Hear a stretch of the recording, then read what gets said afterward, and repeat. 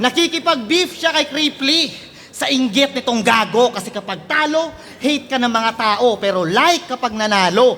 Ako na veto para manalo, ikaw na veto para matalo. At ang masakit doon yung sayo, si Enigma mismo o masikaso. Kumbaga ginanto ko ni Phoebus. Ginanto ka ni Enigma. Yes, eksakto! Slack 1 versus J-Block. Labanan ng dalawang nabito. Di ba ang kulit? Kaso ako nabito lang. Ito, nabito na, binito pa ulit. Putang ina. Pinagtripa ng putang ina. Iyakin pa pati. Alam mo bakit ka pinagtripan? Bisaya ka kasi! Nung naging issue yung PM3, aba pumapalag pa to. Pasali-sali kapag gago, panay pagpag naman kayo. E di ikaw nakabisado yung menu ng mga inasal. Magaling ka na, bitch. Pero paano mo nalamang manok yun? Sa kulay ba ng plastic? Nakatira ka lang sa Maynila, feeling mo Tagalog ka na. Gago, yung tatay mo Bisaya, yung nanay mo Sabah. Tangina mga Bisaya to? Manyakis na ang bababoy pa?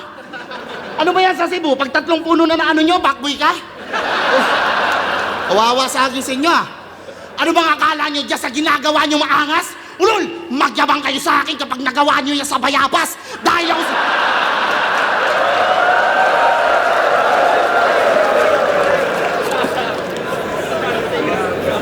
Magyabang kayo sa akin kapag nagawa nyo yan sa Bayabas dahil ako si Islakwan. Magsisilbing karma, hustisya sa lahat ng mga ginakasa nyo na puno. At pinapasabi nga pala ng mga saging na hindi lang kampyon ng may puso. Kaya buko kayo ng pesti, ginautok pa ng Timawa. Butas na yung puno ng saging, Rick.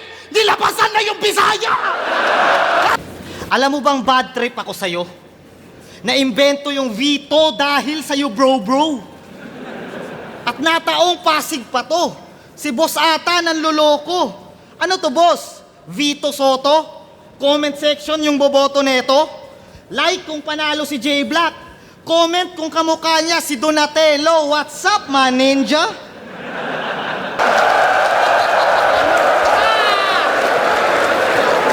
Kaya, isa kang Bisaya, isa kang corning writer, bonding writer, solid liner, chongching liner, working dicer, all in fire. Di ba naglalalamog ka?